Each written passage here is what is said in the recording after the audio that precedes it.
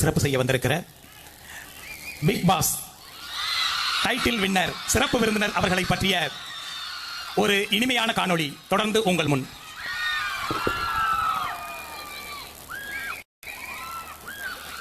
சிவகங்கை மாவட்டம் காரைக்குடி பக்கத்துல கல்லல் அப்படின்ற ஒரு சின்ன கிராமத்துல இருந்து ஒரு பைய அதுல 4 டிரெஸ் அப்படின்னு சொல்லிட்டு 2021ஆம் ஆண்டு சென்னை நோக்கி பயணப்படுறான் ஒரு இளைஞன் முத்துக்குமரன் அப்படின்ற பேர்ல. தன்னுடைய அப்பாவிற்கு அப்பா இல்ல, தன்னுடைய அம்மாவிற்கு அம்மா இல்ல. இந்த மாதிரியான சூழல்ல வளர்ந்த பெற்றோருக்கு இரட்டை குழந்தை பிறக்கிறாங்க, ஒரு ஆண் ஒரு பெண். அந்த ஆண் தான் முத்துக்குமரன். அப்ப ஆக்டிவா இருப்பாங்களாம், எல்லா வேலையும் துருதுருன்னு பண்றது, எல்லாத்தையும் எழுத கத்துக்கிறது, பன்முக திறமையோட இருக்கிறது, இந்த மாதிரி இருந்தாங்களாம். முத்துக்குமரன் மட்டும் கொஞ்சம் சாதுவா அமைதியா சோம்பேறித்தனமாவே இருந்துட்டு இருந்தாராம். அதனால நல்ல மனிதனா மாத்திடணும், ஆக்கப்பூர்வமான செயல்களை இந்த குழந்தையும் செய்ய வைக்கணும் அப்படின்ற துடிப்பும் வேகமும் அவங்க அம்மாவுக்கு நிறைய இருந்திருக்கு. காரணம் அவங்களுடைய சுற்றம், அவங்களுடைய உறவுகள். அவங்க கர்ப்பமா இருக்கும் பொழுது வளகாப்பு போடுறதுக்கும் அவங்க பத்திரமா பாத்துக்கிறதுக்கும் கூட அவங்க உறவினர்கள் முன்வரல. குடும்பத்துக்குள்ள ஒரு பிரச்சனையா மட்டும் தான் இருந்துட்டு இருக்கு. அதனால நமக்காக இருக்கிறது இந்த குழந்தைங்க மட்டும் தான். இந்த குழந்தைகளை ஆளாக்கி காட்டினா மட்டும் தான் நம்ம வாழ்க்கையில ஜெயிச்சதா அர்த்தம் அப்படின்றத தன்னுடைய வாழ்நாள் குறிக்கோளாவே வச்சிருந்திருக்காங்க முத்துக்குமரனுடைய அம்மா. முத்துக்குமரனுடைய சின்ன கிராமத்துல அவங்க வாழ்ந்த பகுதியை ஆசிரியர் நகர் அப்படின்னு சொல்லுவாங்க. ஏன்னா அந்த பகுதி முழுக்க முழுக்க ஆசிரியர்களால நிரப்பப்பட்டிருக்குமா. ஒரு வீட்டுல குறைஞ்சது 4 பேர் 5 பேர் ஏன் 7 பேர் கூட ஆசிரியர்களா இருப்பாங்க. அப்படி பார்க்கும்போது அந்த பகுதியில இவருடைய வீடு மட்டும் தான் கொஞ்சம் படிப்புல குறைவா இருந்திருக்கு. அவங்களுடைய அப்பா 10th ஒரே ஒரு சப்ஜெக்ட் மட்டும் ஃபெயிலா. அவங்க அம்மா குடும்ப சூழல் காரணமா 7ஆம் வகுப்புக்கு மேல படிப்பை நிறுத்திட்டாங்களாம். ஒரு எளிமையான வீடு, காம்பவுண்ட் சவர் இல்லாத ஒரு அழகான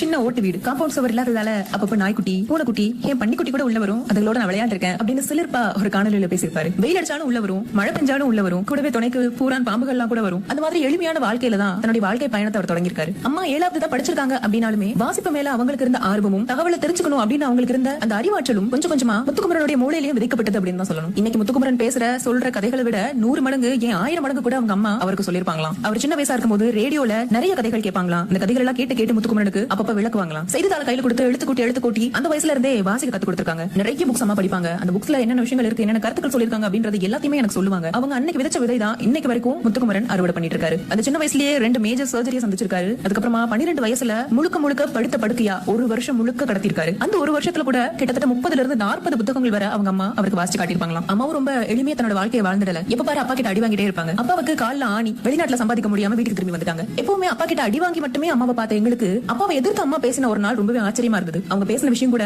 எங்களுக்காக தான். இதுக்கு மேல அதிகமா சம்பாதிக்கிற திராணி குறைஞ்சிடுச்சு, அதனால குழந்தைங்களை தமிழ் மீடியத்துக்கு மாத்திடலாம் அப்படின்னு அவருடைய அப்பா சொல்ல, என்னோட குழந்தைங்க இங்கிலீஷ் மீடியம் தான் படிக்கணும் அப்படின்னு பயங்கரமா சண்டை போட்டுருக்காங்க முத்துக்குமரனுடைய அம்மா. பிரச்சனை பூதாகரமா வெடிக்க அவங்க அம்மாவுக்கு சிவில்லையே பலார்னு ஒரு அறை விழுது. அறை விழுந்தது என்னமோ அம்மா கணத்துல தான். ஆனா அவருக்கும் அவருடைய தங்கைக்கும் அது வலிச்சுதான். அம்மா வலிச்சு அதே அதட்டல் டோன்ல என்ன தமிழ் மீடியம் உங்களுக்கு ஓகேவா அப்படின்னு கேட்க 2 குழந்தைகளும் வேகமா சரின்னு தலையாட்ட தமிழ் மீடியத்துக்கு மாற்றப்படுறாங்க. தமிழ் மீடியத்துக்கு தன்னை மாத்தினது கூட ரொம்பவே நல்ல விஷயமா அமைஞ்சது அப்படின்னு முத்துக்குமரன் சொல்றாரு. ஏன்னா இங்கிலீஷ் மீடியத்துல படிக்கும் போதெல்லாம் எல்லாரும் நீ பேசதாண்டா லாய்க்கு அப்படின்னு சொல்லுவாங்க. ஆனா தமிழ் மீடியத்துல உள்ள ஒரு ஆசிரியர் தான் நீ பேசு லாய்க்கு அப்படின்னு சொன்னாரு. ரெண்டுத்துக்குமே அதிகமான வித்தியாசங்கள் இருக்கு. என்கிட்ட ஏதோ ஒன்று இருக்கு அப்படின்றத அவர் ரொம்பவே நம்பினாரு. குச்சி வச்சு அடிச்சு நிறைய பேச்சு போட்டிக்கெல்லாம் சொல்லி கொடுத்தாரு. அப்ப இந்த மரமண்டைக்கு எதுவுமே ஏறல. அவர் ஏதோ சொன்னாரு, நான் ஏதோ செஞ்சேன். அந்த மாதிரி தான் போயிட்டு இருந்தது வாழ்க்கை அப்படின்னு சொன்னவர் 2012ஆம் ஆண்டு முதலா மைக்க பிடிச்சு ஒரு அரங்கத்துல ஏறாரு. அவருடைய பேச்சு தொலைக்காட்சியில ஒளிபரப்பாகுது. அதுதான் சன் டிவியினுடைய அரட்டை அரங்கம்.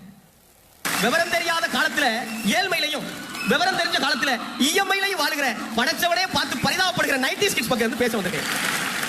இங்க கல்விதான் முக்கியம்னு நானும் நினைச்சிட்டு இருந்தேன். கிறுக்கு பை மாதிரி ஒரு காலம் வரைக்கும். எப்ப எங்க அப்பா அம்மா வந்து தம்பி நீ நீந்தாயா பாத்துக்கணும்னு சொன்னாங்களோ அப்பதானயா அந்த உலகமே புரிய வந்துச்சு. கற்கை நன்றே பிச்சை புகினும் கற்கை நன்றே நரந்தொகையில் அதிவீராம பாண்டியன் சொல்லும் போது புரியல. எஜுகேஷன் லோன் கேட்டு பேங்க் வாசல்ல நிக்கும் போதாயா புரிஞ்சு. ஒரு 15 வயது பையன், அதுவும் இந்த ஒரு சின்ன கிராமத்துல இருந்து மைக்க பிடிச்சு முதலா டிவில பேசலாம் அப்படின்றது அந்த காலத்துல ரொம்பவே பெரிய விஷயம். அவருடைய ஸ்கூல்ல கட் அவுட் எல்லாம் வச்சாங்களாம். அந்த கட் அவுட் இன்னும் கூட தன்னுடைய வீட்டுல பரன் மேல மடிச்சு வச்சிருக்கிறதா சொல்றாரு. பள்ளி படிப்பு முடிஞ்சு அடுத்ததா கல்லூரி. பொதுவாக இளைஞர்களுக்கு இருக்கக்கூடிய ஒரு பொதுவான பிரச்சனை தான் என்ன படிக்கணும் அப்படின்றத தன்னை விட தன்னுடைய உறவினர்கள் தான் முடிவு செய்வாங்க. இதுல மிகப்பெரிய வேதனை என்ன அப்படின்னா அதுல அவங்களுக்கு ஒரு தெளிவு இருக்காது. ஆர்ட்ஸ் படிக்கணும் அப்படின்ற ஆசையோட முத்துக்குமரன் இருக்க 12ஆம் வகுப்பு முடிச்ச அந்த பையனை டிப்ளமோ கொண்டு போய் சேர்க்கிறாங்க. டிப்ளமோ முடிச்சு அடுத்து பிஏ படிக்கிறாரு. பிஏ படிச்சு முடிச்ச கையோட வீட்டை கன்வின்ஸ் பண்ணிட்டு நேரா சென்னைக்கு கிளம்பி வந்துடுறாரு. பல கம்பெனி ஏறி இறங்குறாங்க. முதலா ஒரு யூடியூப் சேனல்ல தான் படிச்ச படிப்புக்கு சம்பந்தமே இல்லாத சோஷியல் மீடியா எக்ஸிகியூட்டிவ் அப்படின்ற ஒரு போஸ்ட்ல போய் உட்கார்றாரு. அந்த வேலையில செய்யும்போது இப்படி ஒரு வேகன்சி இருக்கு அப்படின்றது மட்டும் தான் தெரியும். அந்த போஸ்டிங்கான அர்த்தம் என்னன்னு தெரியாது. அந்த போஸ்டிங்ல உட்கார்ந்தா என்னென்ன வேலைகள் நம்ம செய்ய வேண்டியிருக்கும் அப்படின்றது தெரியாது. அதுக்கு தேவையான அறிவுத்திறன் என்ன அப்படின்றதும் தெரியாது. ஒரு வேலை வேணும் அவ்வளவுதான் அப்படின்ற மாதிரி தான் போய் உட்கார்ந்தாரு. உட்கார்ந்தது முதலா ட்விட்டர்ல தமிழ்ல நியூஸ் போடணும் அப்படின்ற மாதிரி சொல்றாங்க. அவர்கிட்ட இருக்கக்கூடிய எல்லா தமிழ் ஞானத்தையும் வச்சு ட்விட்டர்ல எதுகை மோனையோட ஹெட்லைன்ஸ் போடுறாரு. அடுத்ததா நீ நியூஸ் படிக்கிறியா தம்பி, வாய்ஸ் ஓவர் கொடு அப்படின்ற மாதிரி சொல்லிருக்காங்க. சரி அதையும் பண்றேன் அப்படின்னு சொல்லிட்டு வாய்ஸ் ஓவர் கொடுக்க ஆரம்பிக்கிறாரு. உன்னுடைய பேச்சு நல்லா இருக்கு, கேமரா முன்னாடி நின்னு தைரியமா பேசுவியா, நீ ஆங்கர் ஆகிறியா அப்படின்னு சொல்லி அகைன் ஆங்கரும் ஆயிருக்காரு. நாட்கள் நகர நகர இந்த பையனோட பேச்சுல ஏதோ ஒரு விஷயம் இருக்கு அப்படின்னு ஒவ்வொருத்தருக்கு தோண ஆரம்பிக்குது. வேலையில அவருடைய ஹெட் கூப்பிட்டு கேக்குறாரு, என்னப்பா நீ பேசுறதுல வந்து ரொம்ப அபாரமா இருக்கு அப்படின்னு சொல்ல முடியல, ரொம்ப போர் அடிக்குது அப்படின்னு சொல்ல முடியல, சாதாரணமா எதார் குறித்தும் நாட்டு நடப்புகள் குறித்து பெண்களுக்கு நடக்கக்கூடிய அநீதிகள் குறித்து இந்த மாதிரி பலதரப்பட்ட விஷயங்களுக்கு தன்னுடைய கருத்துக்களை தொடர்ந்து பதிவு பண்ணிட்டே வந்தாரு. இது பல இளைஞர்கள் மத்தியில முத்துக்குமரனுக்கு மிகப்பெரிய வரவேற்பு கொடுத்துச்சு அப்படின்னு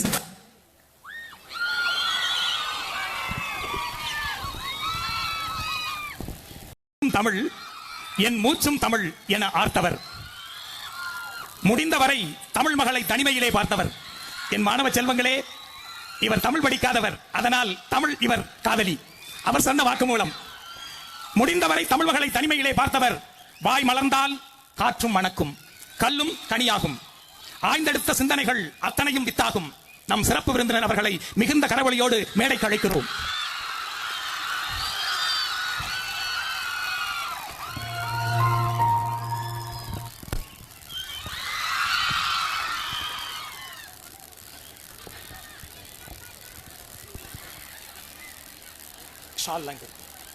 சிறப்பு செய்தல்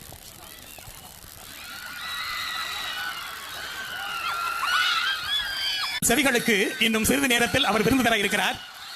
என் அருமை மாணவ செல்வங்களே, உங்கள் கரவொலிகளை எழுப்பலாம். சற்று நேரம் அமைதியாக இருங்கள். விருந்தினருக்கு சிறப்பு செய்தல்.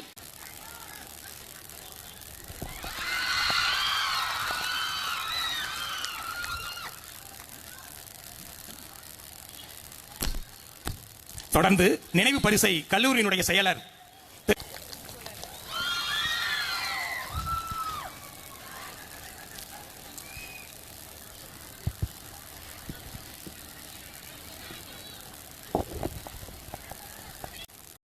ஆவலுடன் எதிர்பார்க்கும் ஒண்டமிழ் தாய் சிலம்படியின் முன்னேற்றம் ஒவ்வொன்றும் உன் முன்னேற்றம். கண்டறிவாய் இளந்தமிழா கண் விழிப்பாய், இறந்தொழிந்த பண்டை நலம் புதுப்பெருமை அனைத்தையும் நீ தொண்டு வர தொண்டு செய்வாய் தமிழுக்கு துறைதோறும். ஒண்டமிழ் வெற்றியெல்லாம் உண்டன் வெற்றி, கண்டறிவாய் இளம் தமிழா கண் விழிப்பாய். ஏ மாணவ செல்வங்களே, என பாவேந்தர் சொன்ன அதே வரிகளை உங்கள் மத்தியில் உங்களை தட்டி எழுப்பி உங்கள் வாழ்வின் உன்னதத்தை உங்களுக்கு உணர்த்துவதற்காக நம்மிடையே வந்திருக்கிறார் சிறப்பு விருந்தினர். யூடியூப்பை நீங்கள் திறந்தால் இவர் குரல் தான் கேட்கும். இன்னொரு புறம் நான் அதிகமாக பேசுகிறேன். ஊரறிந்த பூமாலைக்கு என் உபச்சார மொழிகளா பெரிது உங்களிடம் பேச வருகிறார். நாம் மிகுந்த கரவொலியோடு நம் சிறப்பு விருந்தினர்களை வரவேற்று சிறப்புரை வழங்குமாறு அன்புடன் வேண்டுகிறேன். எங்கள் வாழ்வும் எங்கள் வளமும் மங்காத தமிழ் என்று சங்கே முழங்கு, எங்கள் பகைவர் எங்கோ மறைந்த இங்குள்ள தமிழர் ஒன்றாதல் கண்டே அப்படிங்கிற வரி எனக்கு ரொம்ப பிடிக்கும். எல்லாரும் எப்படி இருக்கீங்க? நன்றி நன்றி நன்றி. இவ்வளவு அன்பு அம்புகளை எஞ்சிங்கன்னா நான் எப்படி தாங்குறது? எங்க நிறைய சேர் காலியாக கிடக்கு, எல்லாம் ஃபுட் கவுண்டர் ஓப்பன் பண்ணிட்டாங்களா? சரி பரவாயில்ல. செவிக்கு உணவில்லாத போது சிறிதளவு வயிற்றுக்கு ஈயப்படும். பேச பேச யாராவது வந்தாலும் சரி, நீங்கள் இவன் பேசுறதுனா போர் அடிக்குது அப்படின்னு கிளம்பி போயிடாதீங்க. அப்படி ஒரு பெரிய இருக்கு. வந்த உடனே பசங்களாம் ரொம்ப ஆர்வமா இருந்து கை காமிச்சாங்க. நான் கூட ஹாய் சொல்றாங்கன்னு நினைச்சேன். அப்புறம் இந்த டாட்டா காமிச்சிட்டு கிளம்பிருக்காங்க எல்லா பேரும். எல்லாரும் அப்படியே வந்து உட்காந்துட்டீங்கன்னா எனக்கு ரொம்ப நேரம் கிடையாது, கொஞ்சம் நேரம் தான். சாப்பிட போயிட்டாங்களா? வந்துருவாங்க நம்புவோம். கொஞ்ச நேரம் உங்ககிட்ட ஒரு கலந்துரையாடல் வச்சுக்கலாம் அப்படிங்கிற ஒரு பெரிய ஆர்வத்தோட இங்கே வந்திருக்கேன். வச்சுக்கிறீங்களா? என்ன வேணா பண்றா, நான் வந்து பார்த்துட்டு இருப்போம். எனக்கு ரொம்ப கூச்சமா இருக்கு. இவ்வளவு அழகான பசங்க, ரொம்ப அழகான ஸ்டாஃப்ஸ், இவ்வளவு பிரியமான பிள்ளைங்க, எல்லாருக்கும் மத்தியில் பேசுறதுக்கு உண்மையிலே கொஞ்சம் ஒரு மாதிரி கூச்சமாக தான் இருக்கு. ஏன்னா நான் பிக் பாஸ் நிகழ்ச்சி முடிச்சுட்டு வெளியே வந்தது இப்போ 45 நாள் ஆயிடுச்சு நினைக்கிறேன். ஆமாம், 45 நாள் ஆயிடுச்சு. பாராட்டு விழா நடத்தணும்னு சொல்லி நம்ம ஊரில் நண்பர்கள், தெரிஞ்சவங்க, பேச்சுத்துறை சார்ந்தவங்க எல்லாம் கேட்டுட்டே இருந்தாங்க. நான் எல்லா இடத்துலையும் நழுவிட்டேன், வேணாம் பாராட்டு விழாலாம் வேணாம். ஆனால் காலேஜ் டைம் போய் சொல்லி கூட்டி வந்து என்னை உட்கார வச்சு பாராட்டு விழா நடத்திட்டீங்க. ரொம்ப நன்றி. அந்த காணொலி யார் தொகுத்தா, அதுக்கு யார் குரல் கொடுத்தான்னு தெரியல. ரொம்ப நன்றி. போர் அடிச்சதில்லை கொஞ்சம் இல்லையா? எனக்கு என்ன இவ்வளவு நீளமாக போட்டுக்கிட்டு இருக்கீங்க? எனக்கு 45 நிமிஷம் பேச கொடுத்தாங்க, அதில் 15 நிமிஷம் வீடியோக்கே போயிருச்சு. அதில் அந்த தங்கச்சின்னு போட்டது மட்டும் தங்கச்சி இல்லை, அது தெரிஞ்ச தங்கச்சி. அதை மட்டும் திருத்திக்கிறீங்க. என் தங்கச்சி நிறைய பேர் ஒன்று தேடிட்டு இருக்காங்க, அந்த மூஞ்சியை காட்டுங்கடா அப்படின்னு.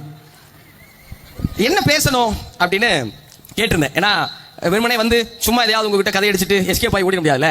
என்ன பேசணும் அப்படின்னு கேட்டப்போ சில விஷயங்கள் உங்கள் கல்லூரி பக்கம் இருந்து எனக்கு கொடுத்தாங்க. முதல்ல நான் வந்து நம்ம விபி முத்தழகன் சாருக்கு ஒரு பெரிய நன்றி சொல்லணும். என்ன தமிழ் எனக்கு இப்போ கான்ஃபிடன்ஸ் குறைஞ்சு போச்சு. இதுக்கப்புறம் நம்ம அப்படி பேசுறது அப்படின்னு எனக்கு தாழ்வு மனப்பான்மை உண்டாகிட்டாங்க. ஆனால் இந்த பாரதிதாசன் கவிதை ஒன்று சொன்னாங்க பார்த்தீங்களா? படி சங்கத்தமிழ் நூலைப்படி, முறைப்படி நூலைப்படி, காலையிற்படி, கடும்புகள் படி, மாலை இரவு பொருள்படும்படி, கற்பவை கற்குபடி, வள்ளுவன் சொன்னபடி, கற்கத்தான் வேண்மப்படி, கல்லாதோர் வாழ்வது எப்படி, அறம்படி பொருளைப்படி, அப்படியே இன்பமும் படி, இறந்த தமிழ் நான்மறையும் பிறந்தது என்று சொல்லும்படி, அகப்பொருள்படி, அதன்படி புறப்பொருள்படி, புக படிப்படியாய் புலமை வரும் என் சொற்படி, சாதியினும் தாழ்ந்தபடி, நமக்கெல்லாம் தள்ளுபடி, சேதி அப்படி வந்தபடி, தீமை வந்திடுமே மறுபடி, பொய்யிலே கார்படி, புரட்டிலே முக்கார்படி, வையகம் ஏமாற்றும்படி, வைத்துள்ள நூட்களை ஒப்புவது எப்படி, படி தொடங்கையில் வருந்தும்படி, இருப்பினும் ஊன்றிப்படி, அடங்கா இன்பம் ஆகும் என்ற சான்றோர் சொற்படி, படி நூலைப்படி, சங்கத்தமிழ் நூலைப்படி அப்படின்னு சொல்லுங்க தம்பி. நாங்க இவ்வளவு பெருசாவா சொன்னாங்க அப்படின்னா இல்ல, எங்க பிள்ளைங்க எல்லாம் படிக்க சொல்லுங்க தம்பி அப்படின்னாங்க. சொன்னா மட்டும் கேட்கவா சார் போறாங்க அப்படின்னு அவங்க நான் கேட்க முடியுமா? எனக்கு என்ன உற்சாகமா இருக்கு, அந்த கடைசி வரிசையிலிருந்து ஒரு பையனை கூட்டியாந்து தம்பி சொல்லு what is the secret of your success அப்படின்னு சொன்னா கூட இருக்க பையெல்லாம் டே மாப்பிள்ள நல்லா மாட்டிக்கிட்டா அப்படின்னு சொல்லுவாங்கல்ல. அப்படியே அந்த பசங்க வீட்டில் பிள்ளைகளுக்கு தான் நம்மள இருந்து அந்த தொடங்கும் போது கேமரா அந்த பக்கம் திரும்ப பிள்ளை பூரா வைக்கப்படுங்க, அப்படியே குளிதுங்க, மூஞ்சியை மறைச்சிக்கிறதுங்க. காலேஜ் ஃபங்க்ஷனுக்கு வந்திருக்கோம், வேற எங்கேயோ மாட்டின மாதிரி. இதெல்லாம் கடந்து இந்த படிக்கிறவங்க கிட்ட சொல்லிட்டு போனோம். நான் சொல்றேன், படிக்காதீங்க. பாத்தீங்களா? எல்லாரும் எனக்காக நம்ம சேர்மன் சாருக்கு ஒரு பெரிய கிளாப் பண்ணுங்க. நீரின்றி அமையாத உலகு. முதல் உலக போர், 2வது உலக போர்லாம் நடந்துருச்சு. 3வது உலக போர் ஒன்று வருதுன்னா அது நீருக்காக தான் வரப்போகுதுன்னு உலகம் முழுவதும் வாய்ந்து சொல்லிட்டு இருக்காங்க. அந்த நீருக்காக வருகிற போரை தடுப்பதற்காக ஒரு மனிதர் இங்கே போராடிட்டு இருக்காருன்னா அவருக்கு ஒரு பெரிய கிளாப் பண்ணணும். நீங்க எல்லாரும் சேர்ந்து சாருக்கு உங்க கைகளை கொடுக்கணும். இந்த பகுதியில் இருக்கிற நீர்நிலைகளை மீட்டு எடுத்தீங்கன்னா இங்க விவசாயம் பிறக்கும், விவசாயம் பிறந்தா விளைச்சல் பிறக்கும், விளைச்சல் பிறந்தா நல்ல மனிதர்கள் பிறப்பாங்க, ஆரோக்கியம் பிறக்கும், எல்லாம் பிறக்கும். அது ஒரு வேண்டுகோளா நான் மீண்டும் ஒரு முறை உங்ககிட்ட வைக்கிறேன். அப்புறம் இங்க உங்களை பத்தி பேசுறதுக்கு நிறைய இருக்குன்னு வைங்களேன். நம்ம வீட்டுல இருந்து வருவோம். என்ன பண்ண சொன்னேன்? எவ்வளவு வேமா சொன்னாங்க படிக்காதீங்க. சரி, காலேஜ்ல படிக்க வேணாம்யா, வேற என்ன பண்றது? என்னது புரியல? என்ன பண்ணணும்? கேட்கல. என்டர்டைன் பண்ணணுமா? என்னது? என்ஜாய் பண்ணணுமா? ஃபன் பண்ணணும். பசங்க சொல்லுங்க, காலேஜ் வந்து தம்பி படிக்க வேண்டாம், வேற என்ன பண்ணணும்? லவ் பண்ணலாம் தம்பி. என்ன பண்ணலாம்? ஃபன் பண்ணுமா? இல்ல தம்பி, நான் சொல்றேன். 3ஆம் ஆண்டு மாணவர்கள் இருக்கீங்களா? கை தூக்குங்க. 2ஆம் ஆண்டு மாணவர்கள் கை தூக்குங்க. ஃபர்ஸ்ட் இயர்ஸ் உற்சாகமாக இருக்காங்க. பிஎட் ஸ்டூடெண்ட்ஸ்லாம் நர்சிங் அண்ட் ஹோட்டல் மேனேஜ்மெண்ட் இருக்கீங்களா? அங்கே பதுங்கி இருக்கீங்க. ஒரே ஒரு பிள்ளை தொண்டை தண்ணி கற்றுது பாவம். சேர்ந்துக்கிட்டே ஓகே. லவ் பண்ணுங்க தம்பி. எப்படி லவ் பண்றது முக்கியம் கிடையாது, எப்படி லவ் பண்ணுங்கிறது ரொம்ப ரொம்ப முக்கியம். என்ன லவ் பண்றதுனா என்ன? அப்படி காலேஜில் அப்படி பஸ்ஸில் வரும்போதே மாப்பிள்ள வந்துருச்சு விலகு பண்றது, அப்புறம் அப்படி ஸ்டெப்ஸில் போகும்போது அப்படி குறுக்க மறுக்க போறது, அப்புறம் இவ்வளோ நாள் இப்படியே போகிறது, இன்ஸ்டாகிராம் ஐடியா சொல்றது, அப்படின்னு வாங்குறது, அதில் அப்படியே வாட்ஸ்அப்புக்கு முன்னேறது. இப்படி பேசணும் தான் வர்றாங்க, சாப்பிட போனீங்க பூரா வாங்க தம்பி. ரொம்ப முக்கியமான சப்ஜெக்ட் இது. உங்கள் கிளாஸில் காலேஜில் யாரும் எடுக்க மாட்டாங்க, நான் எடுத்துகிட்டு போயிடுறேன். அப்புறம் வீட்டுக்கு போயிட்டு சாப்பிட்டியா, என்ன பண்ணுற, அப்புறம் அப்புறம் அப்புறம் ஒன்றும் இல்லை முதல் தூங்கு அப்படின்னு சொல்ல முடியாது. நாளைக்கு என்ன கலர் ட்ரெஸ் போட்டு வருவேன், இந்த வாரம் காலேஜை கட் அடிச்சுட்டு டிராகன் படத்துக்கு போமா, இதெல்லாம் தான் லவ் பண்ணுறதா அப்படின்னு கேட்டால் இல்லை, ஆனால் லவ் பண்ணோம். சரி, இப்படி வாட்ஸ்அப்பில் வேண்டாம், பைக்கில் ஏற்றிக்கிட்டு வேண்டாம், எப்படி தாங்க லவ் பண்ணுறது அப்படின்னு கேட்டால் நான் ஒரு லவ் ஸ்டோரி சொல்கிறேன். எவ்வளோ ஆர்வமாக இருக்காங்க பாருங்க. சொல்லுங்க. மேக்ஸ் ஃபிசிக்ஸ் கேட்டு அழுத்திருச்சு சார். ஒரு காதல் கதையை சொல்லுங்க சார். அன்பான பெண்ணிடம் காதல் கொள்வதனால் ஒரு மனிதன் மீண்டும் மனிதனாகிறான். ஜென்னி, நான் மட்டும் உன்னை சந்திக்காமல் போயிருந்தால் சாதாரண மனிதனாக இருந்திருப்பேன் அப்படிங்கிறது காரல் மார்க்ஸ் சொன்னது. யாருங்க காமர்ஸ் ஸ்டூடெண்ட்ஸ்லாம் இருக்கீங்க? இருக்கீங்களா? Very good. பசங்க சொல்லுங்க, காரல் மார்க்ஸ் யாரு? டக்குனு கையை கீழே வைக்கிட்டாங்க, தெரியாதமா தூக்கிட்டோமே. காரல் மார்க்ஸ் யாரா? என்னது பெரியப்பாவா? காரல் மார்க்ஸ் மூலதனம்ங்கிற புத்தகத்தை எழுதி உலகம் முழுவதும் கம்யூனிஸ்ட் தத்துவத்துடைய விதையா இருந்தவர். சரியா தம்பி? இந்த காரல் மார்க்ஸ் லவ் ஸ்டோரி நீங்க நல்லா தெரிஞ்சுக்கணும் தம்பி. காரல் மார்க்ஸ் என்ன பண்றாரு? வேலை வெட்டிக்கே போல தம்பி. அவரோட சிகப்பா, அவரோட அழகா, அவரோட ஒரு வருஷம் பெரிய பிள்ளையா பார்த்து லவ் பண்ணி கல்யாணம் பண்ணிட்டார். அந்த பொண்ணு பேரு ஜென்னி. காரல் மார்க்ஸ் மனைவி பேர் என்ன? எவ்வளவு ஆர்வமா இருக்கான் இவன். காரல் மார்க்ஸ் மனைவி பேரு ஜென்னி. இப்ப வேலை வெட்டிக்கலாம் போல. ஆனா காரல் மார்க்ஸுக்கு 5-6 குழந்தை. இப்ப இந்த குழந்தைகள் இருக்காங்கல்ல, இவங்களுக்கு சோறு போடுறதுக்கோ பால் ஊட்டுறதுக்கோ காசு இல்லை. வறுமை. எவ்வளவு வறுமை தெரியுமா? காரல் மார்க்ஸின் பிள்ளைகளுக்கு பால் கொடுக்கணும்னு நினைச்சா ஜென்னியின் மார்பகங்கள்ல இருந்து ரத்தம் கசியுது. அவ்வளவு வறுமை. இந்த வறுமையில ஜென்னி என்ன பண்றாங்க? அவங்ககிட்ட இருக்கிற ஒரு ஜோடி ஷூ, அந்த ஷூ எடுத்துட்டு போய் விற்கிறாங்க. ஷூ, பழைய ஷூ வித்தா என்ன காசு கிடைக்கும்? 300 பணம் கிடைக்கும்ல. இதை வச்சு என்ன வாங்கியிருக்கணும்? நான் குழந்தை எவ்வளவு வறுமையின் கொடுமைனா, இறந்த குழந்தைகளை அடக்கம் பண்ண சவப்பெட்டி வாங்க முடியாத அளவுக்கு வறுமை. இறந்த குழந்தைகளை அடக்கம் பண்ண சவப்பெட்டி வாங்க முடியாத அளவுக்கு வறுமை. இப்போ என்ன வாங்கணும்? சோறு வாங்கி சாப்பிட்டு உடம்ப கொஞ்சம் தேத்தினா பிள்ளைகளை பார்க்கலாம்.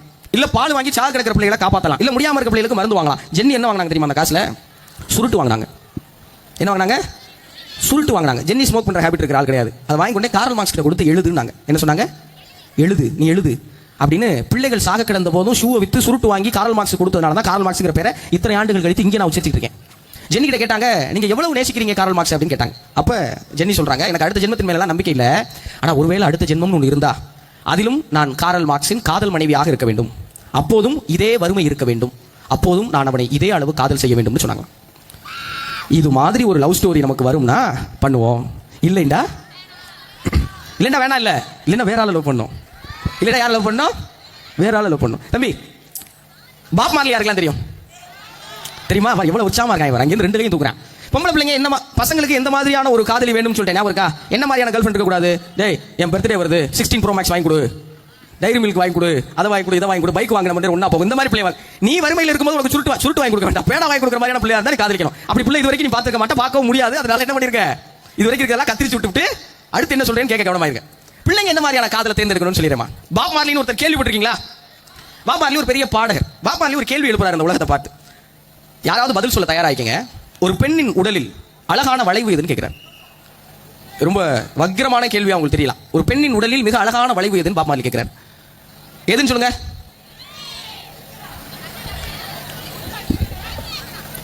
புன்னகைன்னு சொன்னாரு பாப் மார்லி. என்னது? ஒரு பெண்ணின் உடலில் மிக அழகான வளைவு எது? புன்னகைன்னு சொன்ன பாப் மார்லி. சேகுவார் உங்களுக்கு எல்லாம் தெரியும். வாழ்க்கை முழுவதும் எளியவர்களுக்காக, பாதிக்கப்பட்டவர்களுக்காக, அடக்குமுறைக்கு உள்ளாக்கப்பட்டவர்களுக்காக போராடி செத்த தலைவன். அவன் சொல்றான், அந்த உலகத்திலே அழகான ஆண் யாருன்னு கேட்கிறான். என்ன கேட்கிறேன்? நீங்களா தானே தேடுறீங்க.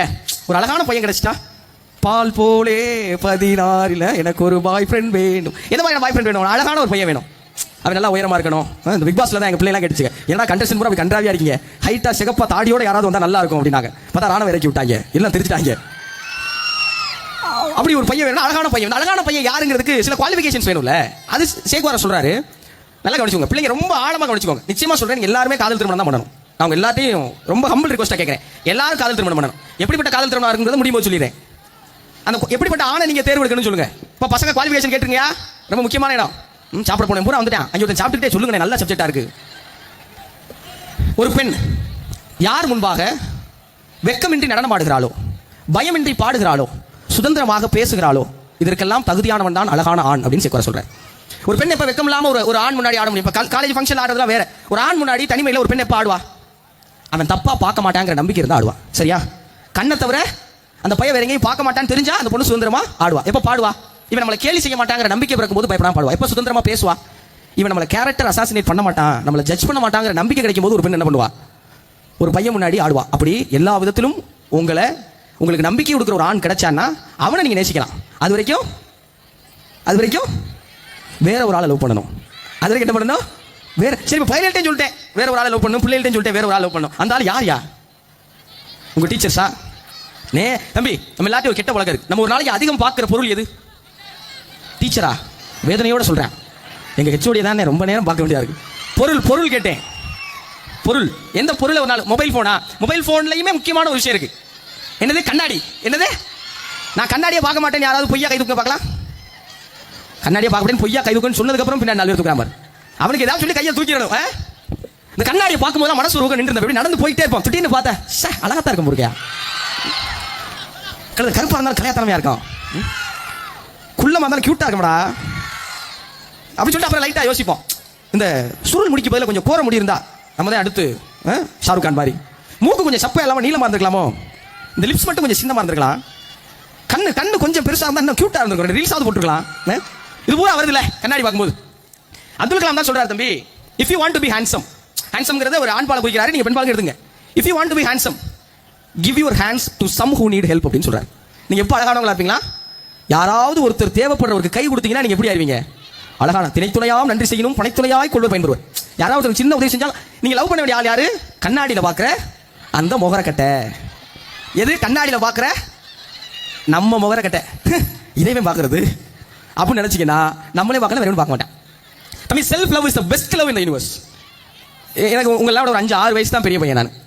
இங்கே அவ்வளவு படித்த மனிதர்கள் இருக்காங்க, அவ்வளவு பெரிய மனிதர்கள் இருக்காங்க. உங்களுக்கு நிகராக என்ன உட்கார வைக்கிறாங்க, உங்க கல்லூரிக்கு என்ன வர சொல்றாங்க, எனக்கு இவ்வளவு பெரிய மரியாதை கொடுக்குறாங்க. ஒரு மேடையில் 3/4 மணி நேரத்தை கொடுத்தீங்க, 800 மாணவர்கள் இருக்கீங்க, அவ்வளவு பேருடைய 3/4 மணி நேரத்தை எனக்கு கொடுத்து எதையாவது பேசியா அப்படிங்கிறாங்க. இந்த மதிப்பு மரியாதை எல்லாம் எப்போ கிடைச்சிருக்கும், எப்படி கிடைச்சிருக்கும்னு நினைக்கிறீங்க? நான் லவ் பண்ணேன் தம்பி, என்னை லவ் பண்ணேன். அதுக்கு முன்னாடி 3-4 செருப்படிலாம் வாங்கி திருந்தினேன், அது வேற கதை. அது நீங்களாம் ஆல்ரெடி வாங்கியிருப்பீங்கன்னு தெரியும். அதெல்லாம் தூக்கி ஓரமா வச்சுட்டு இன்னைக்கு நைட்ல இருந்து போய் எல்லாரும் என்ன பண்றீங்க, கண்ணாடி முன்னாடி போய் நில்லுங்க, பவுடர் போட்டா பவுடர் போடுங்க, கிரீம் போட்டா கிரீம் போடுங்க, தலை சீவுங்க, பொட்டு வைங்க, துருநூறு பூசி என்ன வேணா பண்ணிட்டு கையில் முடிஞ்சா ஒரு ரோஸ் கூட வச்சுக்கோங்க. உங்களை நீங்களே பார்த்து ஐ லவ் யூ என்ன சொல்றீங்க? உங்களை நீங்களே பார்த்து என்ன சொல்றீங்க? I love you. யார் வீட்டில் பார்க்காத நேரமா பண்ணுங்க. திடீர்னு யாராவது வீட்டில் பார்க்காத நேரமா பண்ணீங்கன்னா அடுத்த நாள் நேரம் மணல மருத்துவரை கூட்டி போயிடுவாங்க. என்னத்தங்க லவ் பண்ண, நம்மளே எதுக்கு சார் லவ் பண்ணணும், என்னத்தை லவ் பண்றது ஒன்றும் புரியலையே. தம்பி நம்ம புதுக்கோட்டை பக்கத்தில் ஒரு சின்ன கிராமத்தில் இருக்கிறோம், இங்கே காலேஜ் படிக்கிறோம், நம்மகிட்ட பெரிய பொருளாதார வசதி இல்லை, நமக்கு பெரிய அம்பானி மாதிரியான அப்பா இல்லை, சாதாரண குடும்பத்தில் இருக்கோம். அதிகபட்சம் என்ன பண்ணிட முடியும்? மிஞ்சி போனால் கவர்மெண்ட் வேலை போயிருமா, இல்லை ஒரு பிரைவேட் கம்பெனியில் ஒரு 40,000-50,000 சம்பளத்துக்கு போயிருமா, இல்லை ஏதாவது ஒன்று ஆயிடுவோமா? சரி, எனக்கு ஒரே ஒரு கேள்வி. இந்த உலகத்தில் 2 விதமான மனிதர்கள் இருக்காங்க தம்பி. என்ன மாதிரியான மனிதர்கள் இருக்காங்க? ஒருத்தவங்க கை தட்டுறவங்க, இன்னொருத்தவங்க கை தட்டு வாங்குறவங்க. இன்னைக்கு இந்த இடத்துல நீங்களா கை தட்டுறவங்க, நான் கை தட்டு வாங்குறேன், இன்னைக்கு கை தட்டு வாங்குறேன். ஆனால் நான் உங்க இடத்துல உட்காந்து பல பேருக்கு கை தட்டி இருக்கேங்கிறது பெரிய உண்மை. அது அப்புறம் இருக்கட்டும். நீங்க கை தட்டுறவங்களா இருக்க விரும்புறீங்களா, கை தட்டு வாங்குறவங்களா இருக்க விரும்புறீங்களா?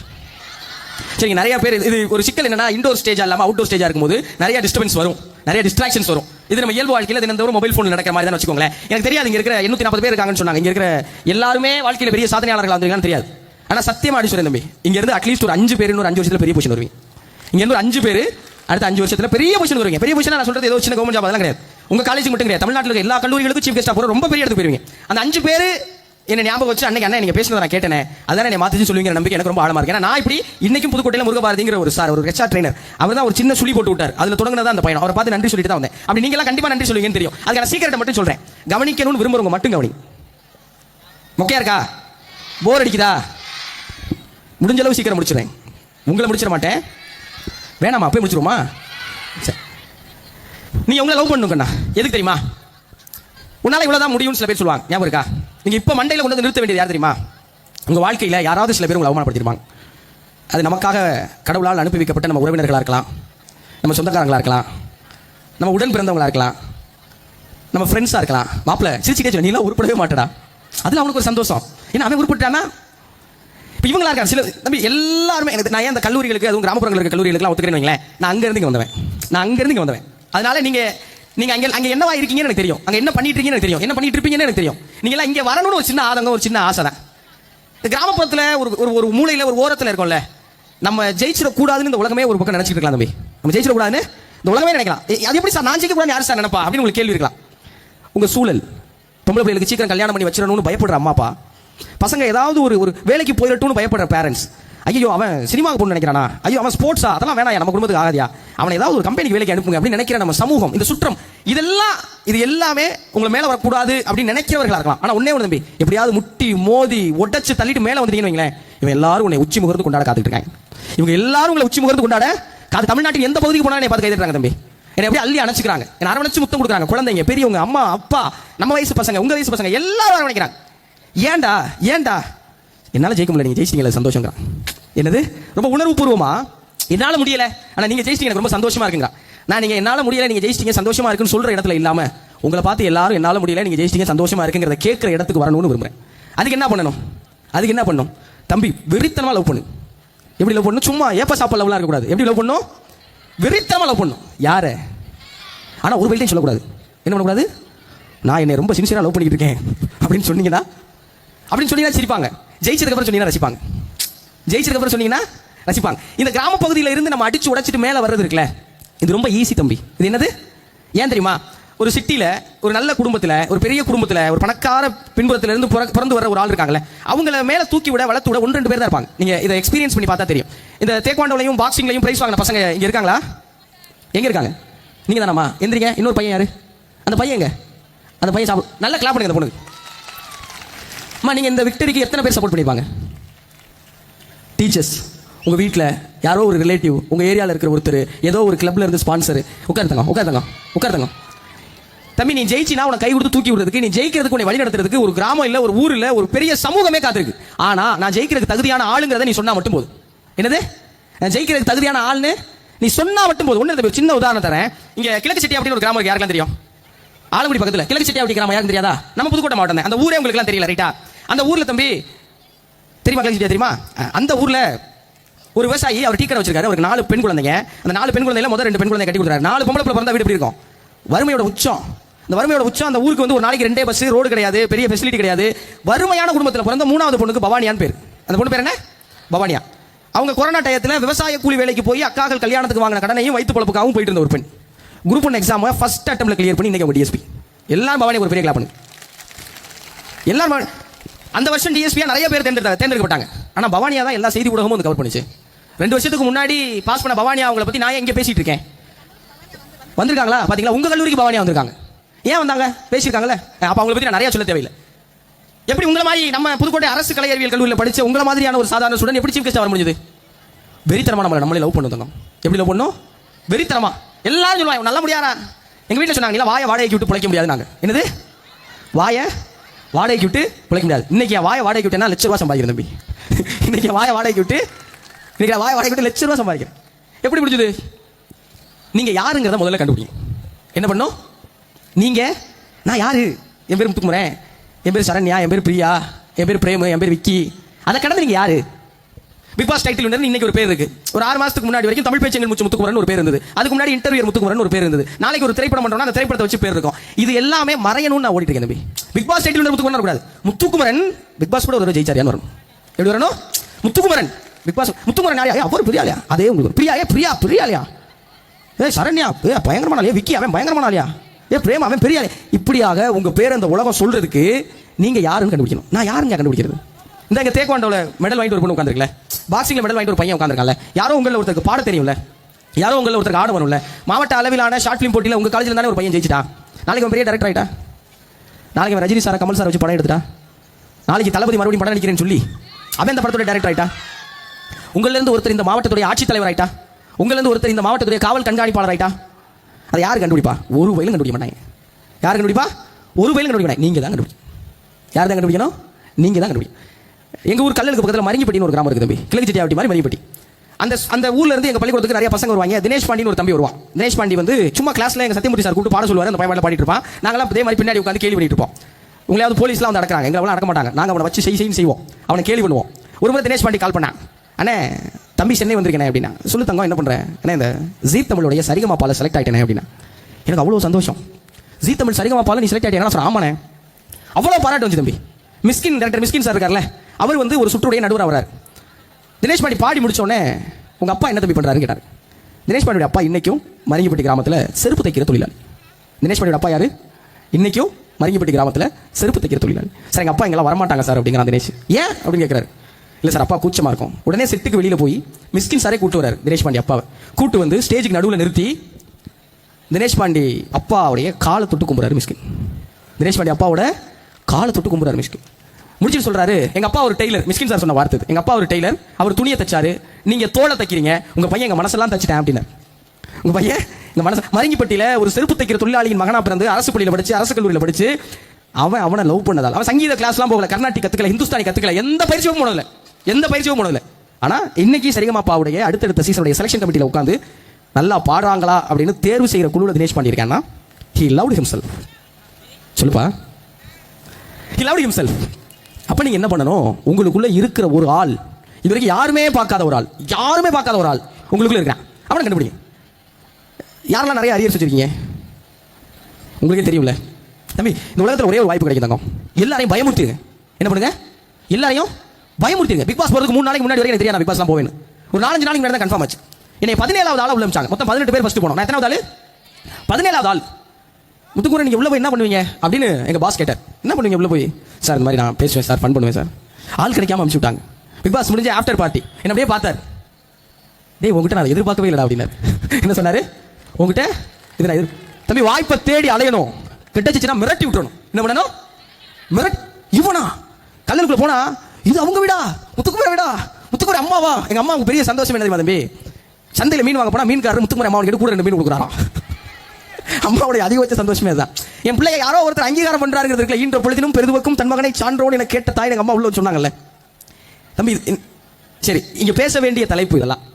இங்க எத்தனை பேர் சரக்கு அடிப்பீங்கன்னு எனக்கு தெரியாது. எத்தனை பேர் காலேஜ் ஈவினிங்ல போய் தம் அடிப்பீங்கன்னு எனக்கு தெரியாது. குட்டி தலைவாணிலாம் வச்சிருக்கீங்களா? ஆமா இருக்கு. எத்தனை பேர் ரீல்ஸுமே இன்னைக்கு வந்து அடிக்ஷனுக்குள்ள வந்துருச்சு தங்கம். 1 மணி நேரம் 2 மணி நேரம் ரீல்ஸ் பார்க்குறீங்கன்னு எனக்கு தெரியாது.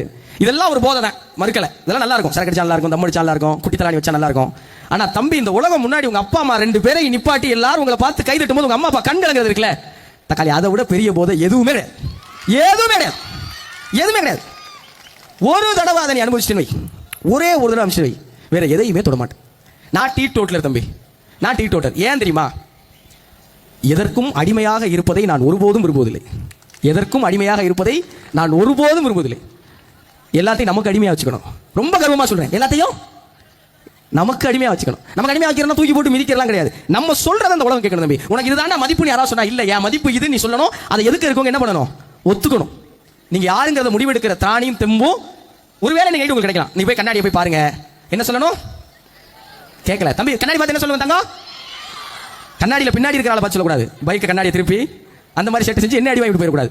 வீட்டுக்கு போய் கதவை சாத்திட்டு யாரும் இல்லாத கண்ணாடி பார்த்து என்ன சொல்லணும்? சொல்லிட்டு உனக்கு என்ன பிடிக்கும்னு பாருங்க. என்ன பண்ணணும்? உனக்குள்ள ஒரு தினேஷ் பாண்டிக்குள்ள ஒரு சிங்கர் இருந்தால, முத்துக்குமரனுக்குள்ள ஒரு பேச்சாளர் இருந்தால, பவானியாக்குள்ள ஒரு டிஎஸ்பி ஆபீசர் இருந்தாங்கல்ல, அப்படி உங்களுக்குள்ள இருக்கிற ஒரு ஆள் அவனை தேடணும். அவனை தேடிட்டு அவன் பின்னாடி ஓடணும். அதான் பெரிய டாஸ்க். நமக்கு பாட்டு பாடின ஆசையா இருக்கும். நான் பாட்டு பாடிக்கும்போது பக்கத்தில் இருக்க தயவு செஞ்சு வாயை மூடி அடின்னு ஃப்ரெண்டு சொல்லுவான். நமக்கு டான்ஸ் ஆன ஆசையா இருக்கும். மாப்பிள்ள இதுக்கு சும்மா இருந்துட்டு போயிடலாம் அப்படின்னு ஃப்ரெண்டு சொல்லுவேன். இப்போ இவங்க சொல்றதெல்லாம் காதுல வாங்காம கான்சென்ட்ரேட்டபிளா என்ன செய்யறது நீங்க ஒரு கேள்வி கேட்கலாம். இந்த உலகத்தில் நம்ம உடம்புல ரொம்ப மோசமானது தம்பி என்னது? வாயா அப்படி சொல்லாதீங்க, எனக்கு கஷ்டமா இருக்கு. நம்ம உடம்புல ரொம்ப மோசமான ஒரு விஷயம் எது? மனசு தம்பி. மானங்கட்ட வய விட்டு நம்ம சொல்றதையே கேட்காது. அங்கிட்டு போகாத அப்படின்னா அதெல்லாம் போகலாம். வா வா ஏய் சொன்னா கேளு, இன்னைக்கு வேணாம், இன்னைக்கு தான் வேணும், இப்பயே வேணுமா, இப்பயே வேணும், சரி வான்னு சொல்ற போயிட்டு சரி வாங்கிட்டு வருவோம். இந்த மனசு இருக்குல்ல தம்பி, இதை கட்டுப்படுத்திட்டோம்னாக்க என்னது? சரி தனியா பேசிக்கிறோம்.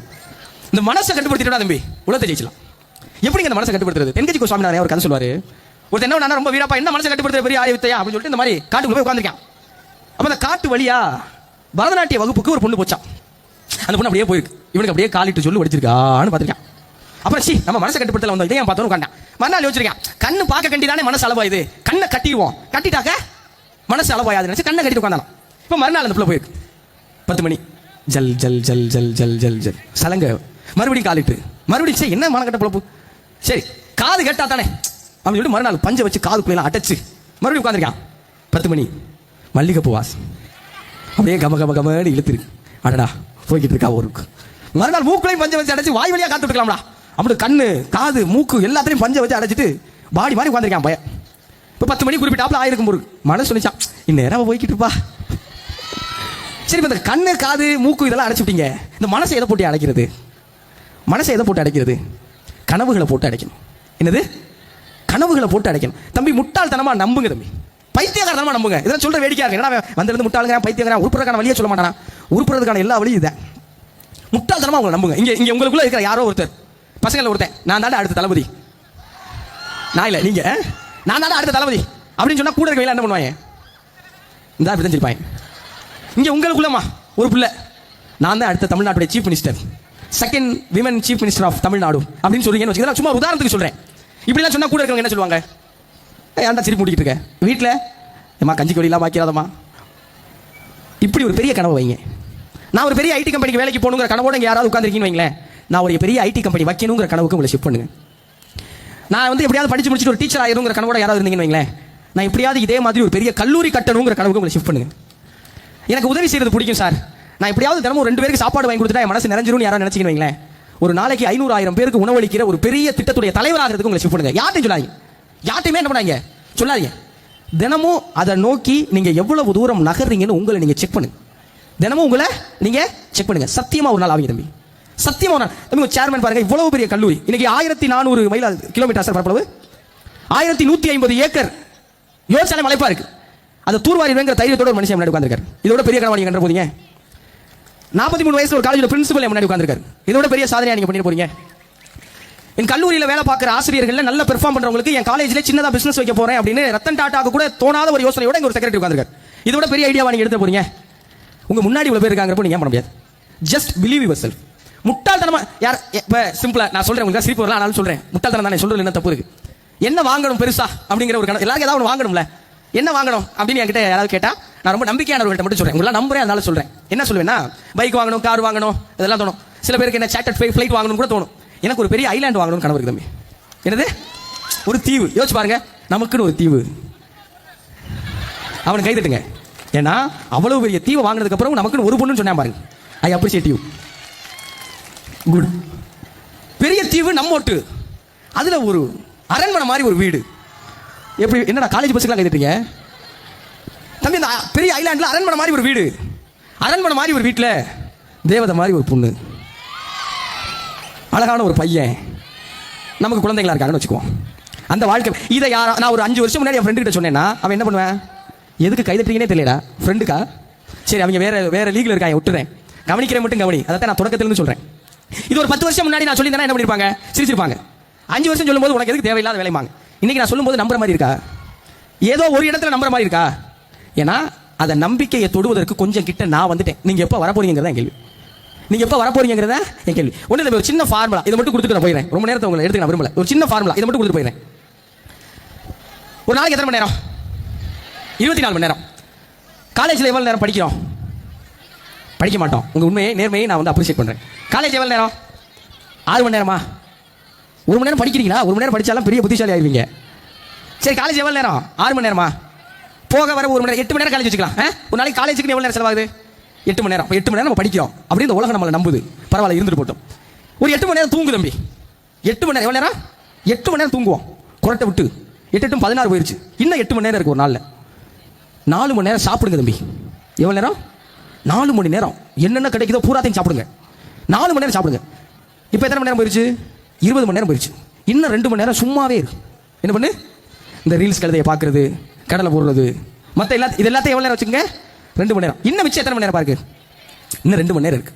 இந்த 2 மணி நேரத்தை மட்டும் தனியாக எடுத்து வச்சு நீ என்ன வாங்கணும்னு கண்டுபிடிச்சு வச்சிருக்கீல, அதுக்காக பேய் மாதிரி ப்ராக்டிஸ் பண்ணணும். எப்படி பண்ணணும்? பேய் மாதிரி ப்ராக்டிஸ் பண்ணணும். ஏன் பேய் மாதிரி? பேய் யாருக்கு எனக்காவது தெரியுமா? அந்த 2 மணி நேரம் நம்ம யாருக்குன்னு தெரியக்கூடாது. உங்களுக்கே நீ தெரியக்கூடாது. அந்த 2 மணி நேரத்துக்கு நடுவில் இந்நேரம் ரிப்ளை பண்ணியிருப்பாளோ அந்த மனசு வரக்கூடாது. இந்நேரம் ரீல்ஸுக்கு எத்தனை லைக் வந்திருக்குன்னு தெரியலையே, அது வரக்கூடாது. அம்மா அன்னைக்கு என்ன குழம்பு வச்சிருக்காங்க, நாளைக்கு படத்துக்கு போகலாம் பிளான் பண்ணமே, குரூப்ல எல்லாம் என்ன சொல்லியிருக்காங்க, இந்த எதுவுமே உங்க மண்டைக்குள்ள வராம ஒரு 2 மணி நேரம், எவ்வளவு நேரம் தினமும் எடுத்து ஓரமா வச்சிங்கன்னு வைங்களேன், இந்த உலகத்தில் யாருமே உங்களை ஓரமா வைக்க முடியாத உயரத்தை ரொம்ப நிச்சயமா தொட்டுருவீங்க. அந்த 2 மணி நேரம் நைட்டா பகலா அதெல்லாம் நீங்க யோசிச்சுக்காங்க. அதை 1 மணி நேரம் 1 மணி நேரமா பிரிச்சுக்கிட்டாலும் சந்தோஷம் தான். காலையில் 5 to 6, சாயங்காலம் 10 to 11. காலையில் 5 to 6 அது பேய் உலாவுற நேரமாச்சே, அதை நான் பார்த்ததே கிடையாது அப்படின்னு உங்களுக்கு தோணும்ல. அதை நாளையிலேருந்து உடைங்க. யாரெல்லாம் உடைப்பீங்க? கை தூக்க பார்க்கலாம். நாளையிலேருந்து உடைச்சிடேன் சார், நாளையிலேருந்து 2 மணி நேரத்தில் எடுக்க போறேன், நாளையிலேருந்து எடுக்கிறேன்ப்பா, காலைல 5 மணிக்கு எந்திரிக்கிறப்பா தம்பி. காலைல 5 மணிக்கு மட்டும் நாளைக்கு எந்திரிச்சிட்டேன்னு வையேன், அடுத்த 5 வருஷம் நீங்க நிப்ப. நல்லா கிளாப் பண்ணிக்க, கை தூக்கணும் மட்டும். காலையில் 5 மணிக்கு எந்திரிச்சிட்டேன்னு வை, அந்த 2 மணி நேரத்தை பொட்டன்ஷியலா யூட்டிலைஸ் பண்ணிட்டேன்னு வை. சத்தியமா சொல்றேன், சூடம் கூட ஏற்றிட்டு வாங்க, அடிச்சு சத்தியம் பண்றேன், அடுத்த 5 வருஷத்துல கண்டிப்பா நீங்க நிப்ப. வாழ்க்கை எதுக்குன்னு நினைக்கிறீங்க? சந்தோஷமா இருக்கு தம்பி. எப்படி இருக்க? சந்தோஷமா இருக்கு. யோசிச்சு பண்ணி காலைல காலேஜுக்கு வரோம், 4 பேரை பார்க்குறோம், கலர் கலராக அப்படியே போயிட்டு பசங்களோட விளையாண்டுட்டு சுற்றிட்டு போயிட்டு வைங்களேன். காலேஜை முடிச்சதுக்கப்புறம் உண்மையிலே சொல்கிறேன், வாழ்க்கை உங்களை விளக்கமாக எடுத்துட்டு துரத்தும். வாழ்க்கை உங்களை அம்மாலாம் எம்மாத்திரம் விளக்கமாக எடுத்து துரத்தும். சோத்துக்கு வழி இருக்காது, தங்க இடம் இருக்காது, பிச்சை எடுக்காத குறைக்கு கீழே தள்ளப்படுவோம். அதுல இருந்து 10,000 15,000 சம்பளத்துக்கு வந்து 25,000 சம்பளத்துக்கு வந்து இஎம்ஐல அடிபட்டு மிதிபட்டு சிக்கி சின்னாபின்னமாகி அதுக்கப்புறம் 30 வயசுல முடியெல்லாம் கொட்டினதுக்கு அப்புறம் ஒரு பிள்ளைய பிடிச்சி நம்ம தலையில கட்டி கல்யாணம் பண்ணி அந்த குழந்தைக்கு school fees, college fees, medical expense பார்க்கறதுக்குள்ள செத்து சுண்ணாபின்னமாயிரும் தம்பி. இது சந்தோஷமான வாழ்க்கையா இருக்குன்னு நினைக்கிறீங்களா? இது சந்தோஷமான வாழ்க்கையா இருக்குன்னு நினைக்கிறீங்களா? இன்னைக்கு என் ஷெட்யூல் சொல்லவா? இன்னைக்கு உங்களை பார்க்குறேன்னா நாளைக்கு வீட்டுக்கு போய் எங்கள் அம்மா கையில் நாட்டுக்கோழி குழம்பு சாப்பிடுவேன். நாளைக்கு நைட்டு கிளம்பி சென்னை போகிறேன். சென்னையில் மிக முக்கியமான 2 திருமணம் அட்டன் பண்ணுறேன். அதுக்கப்புறம் மறுநாள் காலையில் ஃப்ளைட்டு சேலம் போகிறேன். சேலத்தில் போய் சேலத்தில் ஒரு நிகழ்ச்சி முடிச்சுட்டு அப்படியே ஸ்ரீரங்கம்ல ஒரு காலேஜ் பேசுகிறேன். ஸ்ரீரங்கம்ல காலேஜ் முடிச்சுட்டு நம்ம ஊர் கல்லல் தேர் திருவிழா 10 நடக்குது. ஜாக்லின் வர்றாங்க, தீபக்கண்ணை வர்றாங்க, மஞ்சரி வர்றாங்க, சாச்சனா வர்றாங்க, வர்ச்சினி வர்றாங்க. இவங்க கூடலாம் இருக்கிறேன். அதுக்கப்புறம் மறுநாள் 2 ப்ரமோஷன் அட்டன் பண்ணுறேன். இந்த 2 ப்ரமோஷன் ரயான் வரலையான்னு கேட்குறீங்களா? ஜாக்லின் கூட வர்றேன்னா ரொம்ப பிஸியாக இருக்கேம்மா. ரயான் வரானான்னு தெரியல. இவங்கெல்லாம் தம்பி இதுக்கு நடுவில் ஒரு 5-6 லட்ச ரூபா சம்பாதிச்சிருக்கேன் தம்பி. நான் சொன்னதில் ஏதாவது கஷ்டம் இருக்கா? இங்கேருந்து போகிறது, அம்மா கையில் கோழி குழம்பு சாப்பிட்றது, அதுக்கப்புறம் ஃப்ளைட்டில் சேலம் போகிறது, அது போய் உங்களை மாதிரி ஸ்டூடெண்ட்ஸ்லாம் பார்த்து கைதட்டு வாங்கிட்டு அதுக்கப்புறம் திருச்சியில் அட்டன் பண்ணிட்டு நைட் நம்ம ஊர் திருவிழாவில் போயிட்டு ஒரு 1000-5000 பேருக்கு செல்ஃபிலாம் கொடுத்துட்டு எல்லாருக்கும் சிரிச்சு சந்தோஷமாக மகிழ்ந்து பேசிட்டு மறுபடியும் சென்னை. இதுக்கு நடுவில் ஒரு 5-6 லட்ச ரூபா சம்பாதிக்கிறேன்னா நான் உங்களை மாதிரி இருக்கப்போ 2 மணி நேரம் எடுத்து வச்சேன். இன்னும் உண்மையாக சொன்னால் 2 மணி நேரம் கிடையாது, ஒவ்வொரு நாள் 6-7 மணி நேரம் எடுத்து வச்சேன். எனக்கு கிளாஸில் பாடம் எடுத்துக்கிட்டு இருக்கும்போது கீழே உட்காந்து நான் படிக்க வேண்டிய திருக்குறளும், நான் படிக்க வேண்டிய நாலடியாரும், அகநானூரும், புறநானூரும், எலிசபெத்தும், அலெக்சாண்டரும், கக்கனும், காமராஜரும் படித்தேன். அதனால இங்கே முன்னாடி வந்துட்டு இருக்கேன். அதே நேரத்தில் அரியர் கிளியர் பண்ணேன். தம்பி உனக்கு வேற ஏதாவது திறமை வரும்னா அதை கண்டுபிடி. வரலையா புத்தகத்தையாவது எடுத்து படி. புத்தகம் எதுவுமே வரலங்க. என்ன எனக்கு டான்ஸ் ஆட வர மாட்டேங்குது, பாட்டு பாட வர மாட்டேங்குது, ஒன்றுமே வர மாட்டேங்குதுனே, களிமண்ணா இருக்கேனே, குப்பையா இருக்கேன், என்ன செய்யறது? புத்தகத்தை எடுத்து படி. ஏதாவது ஒன்று பண்ணுங்க. அந்த ஒன்றில் நீங்கள் தான் வேர்ல்டு பெஸ்ட்டாக இருக்கும். அந்த ஒன்றில் நீங்கள் தான் வேர்ல்டு. 24 கண்டஸ்டன்ட் வந்தாங்க பிக் பாஸ்ல. பெருமைக்காக சொல்ல நினைக்காது, உனக்கு எக்ஸாம்பிளுக்காக சொல்றேன். 24 கண்டஸ்டன்ட் எல்லாருமே அழகா இருக்காங்க, பிரபலங்கள். அவங்க எல்லாரும் சினிமாக்காரங்க, அவங்க எல்லாரும் வசீகரமா இருக்காங்க, ஸ்டைலா இருக்காங்க. முத்துக்குமரன் கிட்ட பேச முடியாதான்னு எல்லாரும் சொன்னாங்க. முத்துக்குமரன் கிட்ட அதுல நான் தான் சித்து. நீங்க அழகா இருங்க, வசீகரமா இருங்க, ஹேண்ட்ஸமா இருங்க, ஆனா பேசுறதுல நம்ம தான் சித்து. ஏன்னா அதுக்கு நான் 10 வருஷம் உழைச்சிருக்கேன். இன்னையிலேருந்து 10 வருஷம் உழைங்க. 16, 17, 18 வயசு, 29 வயசுல ஸ்டாரா மாறிடணும் தம்பி. சும்மா அந்த 40,000, 50,000 சம்பளம், மிடில் கிளாஸ் லைஃப், இதெல்லாம் உடச்சி எரிங்க. இப்பயும் சொல்றேன், இங்க இருக்கிற 1000 பேர் வர மாட்டீங்க, ஆனா 5 பேர் வந்துருவீங்க. அந்த 5 பேர் யாருன்னு எனக்கு தெரியல, உங்களுக்கு தான் தெரியும். அந்த 5 பேர் யாருங்கிறத நீங்க தான் கண்டுபிடிக்கணும். அன்னைக்கு வந்து யாருமே வந்து நீங்க கருப்பா இருக்கீங்கன்னு சொல்ல மாட்டாங்க. அன்னைக்கு நீங்க யாருமே செப்பமுக்கா இருக்கீங்க, ஷார்ட்டா இருக்கீங்க, உங்க சுருட்ட முடி நல்லா இல்ல, எத்துப்பல்லா இருக்கு, ஒரு பையன் சொல்ல மாட்டான். தம்பி என்னையெல்லாம் எத்துப்பல்லு தான் தம்பி சொல்லுவாங்க. என்ன இன்னைக்கு பூக்கிக்கிறாங்க இன்ஸ்டாகிராம் பக்கம் போனா. பூக்கினா என்னன்னே தெரியல நமக்கு, கியூட்டா இருக்கணும், எனக்கு சிரிப்பா வருது. என்ன எத்தனை பேர் என்ன அதெல்லாம் ஒரு மூஞ்சியாடான்னு என் முன்னாடி ஏன்னா இந்த மூஞ்சியெல்லாம் வச்சுக்கிட்டு என் முன்னாடி சொல்லியிருக்காங்க. நீங்க உங்களை குரூம் பண்ணணும்னு சொல்லுவாங்க. என்ன சொல்லுவாங்க? உங்களை குரூம் பண்ணணும்னா என்ன அர்த்தம்? நீ உன்னை அழகா மாத்தணுமாங்க. மாத்த முடியுமா? இந்த பல்லு போனா அது நமக்கு அடையாளம் போயிடாது. நீங்க நம்ம அழகா ஏன் தென்கட்சியை சொல்லுவாரு, அழகா இருப்பவற்றை நீங்கள் விரும்புவதில்லை, நீங்கள் விரும்புவதை உங்களுக்கு அழகாய் தெரிகிறதும் பார். நீங்க தம்பி உலகம் முழுவதும் அழகுக்கு அர்த்தமே இல்லை தம்பி. சில நாட்டில் பெரிய தொப்பை வச்சிருந்தா ஒரு ஆப்பிரிக்கன் கண்ட்ரியில் அந்த ஆண் அழகான ஆண், எல்லா பெண்களுக்கும் வந்து பிடிக்குமா. இன்னும் சில நாட்டில் பெரிய கழுத்து வச்சிருப்பாங்க பெண்கள், இவ்வளவு பெரிய கழுத்து இருக்கும், அது வளையமா மாட்டிருப்பாங்க. யோசிச்சு பாருங்க, நம்ம பக்கத்தில் யாராவது இவ்வளவு பெரிய கழுத்தோட உட்கார்ந்தா எப்படி இருக்கும்? அதுதான் அந்த ஊர்ல அழகு. இன்னும் சில ஊர்ல காதுல, நம்ம ஊர்ல கிளவிய தொங்கட்டான் போறாங்களே, அது மாதிரி உதட்டுல பெரிய தட்டு வச்சிருப்பாங்க, இவ்வளவு பெரிய உதடு இருக்கும் அவங்களுக்கு, அதுதான் அழகு. சீனர்கள் ஒரு காலகட்டத்தில் காலை வந்து பெண்கள் இப்படி சுருக்கி ஒரு சின்ன ஷூல இப்படி குட்டியா வச்சிருப்பாங்க, அதுதான் அழகு. இதெல்லாம் அழகா இல்ல, நம்பிக்கை. அப்துல் கலாம் சார் அழகா இல்லைன்னு யாராவது சொல்லிவானா? அடிச்சு மூஞ்சியை உடைச்சிட மாட்டோம். அவர் அப்துல் கலாம் சார் ஒரு தடவை பிரதம மந்திரி ஆயிட்டாரு, குடியரசுத் தலைவர் ஆயிட்டாரு. ஆனதுக்கப்புறம் வெளியே வந்த உடனே பத்திரிகையாளர் கேட்டாங்க, என்னென்ன கேள்வி கேட்கலாம், அந்த நாட்டை எப்படி முன்னேற்ற போறீங்க, என்னென்ன கேட்கலாம். அவர் கேட்டாங்களா, நீங்க பிரைம் மினிஸ்டர் ஆயிட்டீங்க, நீங்க வந்து குடியரசுத் தலைவர் ஆயிட்டீங்க, நீங்க வந்து உங்க ஹேர் ஸ்டைல மாத்துவீங்களான்னு ஒரு பத்திரிகையாளர் கேட்டாரா. என்ன கேட்டாரா? நம்ம ஒருவேளை குடியரசுத் தலைவர் ஆகி நம்ம கிட்ட யாராவது வந்து உங்க ஹேர் ஸ்டைல மாத்துவீங்களா கேட்டா என்ன சொல்லுவோம்? போரியா வாயில கத்தி விட்டு சுத்துவா, டேய் அடிச்சு போடுவோம்டா, எதாவது சொல்லுவோம்ல. அப்துல் கலாம் சொன்ன வார்த்தை என்ன தெரியுமா? அதை பத்தி யோசிக்க எனக்கு டைம் இல்லைன்னு சொன்னாராம். என்னது? அதை பத்தி யோசிக்க எனக்கு என்ன இல்லை, டைம் இல்லை. இன்னைக்கு நம்ம எல்லாரும் அழகான ஒரு ஆணை பார்க்கப்படுறாருல, ஏன்? ராமநாதபுரத்தில், ராமேஸ்வரத்தில் ஒரு கடலோர கிராமத்தில் நியூஸ் பேப்பர் போட்டு அடையாளம் தெரியாத வகுப்பில் பிறந்து இன்னைக்கு உலகம் முழு. சுவிட்சர்லாந்துடைய சயின்ஸ் டே என்ன தெரியுமா? மார்ச் 3. ஏன் தெரியுமா? அப்துல் கலாம் சார் அன்னைக்கு அவங்க நாட்டுக்கு போயிருக்காரு. அவ்வளோதான் தம்பி. அப்துல் கலாம் ஐயா அந்த நாட்டுக்கு அன்னைக்கு போயிருக்காரு. அப்துல் கலாம் ஐயா அவங்க நாட்டுக்கு வந்த ஒரே காரணத்துக்காக ஒரு நாட்டுடைய அறிவியல் தினமாக அவர் வந்த தினத்தை அறிவிச்சிருக்காங்கன்னா, உங்களோட டைமை நீங்கள் என்ன பண்ண போறீங்கிறத மட்டும் மறக்காம ஞாபகம் வச்சுக்கோங்க. இந்தியாவில் எவ்வளவு பெரிய தலைவர்கள், இந்தியாவை அமெரிக்கன்ஸ் மதிக்க மாட்டாங்க தெரியுமா? இந்தியன்ஸ் அமெரிக்கன்ஸ் என்ன பண்ண மாட்டாங்க, நடுவில் வீசாலாம் கூட கேன்சல் பண்ணாங்க. இந்தியன்ஸ்க்கு நம்மளை மதிக்க மாட்டாங்க. இன்னொரு வெக்கப்பட வேண்டிய விஷயம் தெரியுமா? இந்தியாவுக்கு சுற்றுலா போகாதீங்கன்னு அமெரிக்க பெண்களுக்கு அறிவுரை கொடுத்தாங்க. நம்ம ரொம்ப பாதுகாப்பு இல்லாத நாடா மாறிட்டோமா, சொல்றதுக்கு வெக்கமா இருக்கு, அது ஒரு பக்கம் இருக்கட்டும். அப்பேற்பட்ட அமெரிக்கா, நம்மளை எப்போதும் அடிமையாகவே வைத்திருக்க வேண்டும் என்று விரும்புகிற அமெரிக்கா, தன் வணிக புத்தியின் காரணமாக இன்றும் அவருடைய அடிமைகளின் எண்ணிக்கையில் இந்தியர்களையும் சேர்த்து வைத்திருக்கிற அமெரிக்கா, அப்துல் கலாம் ஐயா இறந்தபோது மட்டும்தான் அவருடைய தேசிய கொடியை அறக்கம்பத்தில் பார்க்க விட்டாங்க. அப்துல் கலாம்ங்கிற ஒரு அறிஞன் இறந்த அன்னைக்கு தான் அவன் நாட்டுக்குடியை வேற யாருக்குமே பண்ணல, வேற எந்த இந்தியனுக்கும் பண்ணல. அப்துல் கலாம் ஏன்? அவருக்கு தெரிஞ்சிச்சு அவர் யாருன்னு. அப்துல் கலாமுக்கு தெரிஞ்சிருந்துச்சு அவர் யாருன்னு. அவர் பெரிய விமானி ஆகணும்னு ஆசைப்பட்டாரு, அதில் ஃபெயில் ஆனாரு, அப்புறம் விஞ்ஞானி ஆனாரு. யாராலும் யோசிச்சு பார்க்க முடியாத சாதனைகளை செஞ்சார். இங்க எங்க இருந்து ஐடியா வரும்னு சொல்லவே முடியாது. அக்குனி குஞ்சொன்று கண்டேன், அதை யாங்கூர் காட்டில் ஒரு பொந்திடை வைத்தேன், வெந்து தனிந்தது காடு, தலல் வீரத்தில் குஞ்சென்று மூப்பென்று முண்டோம் ஆவாரு.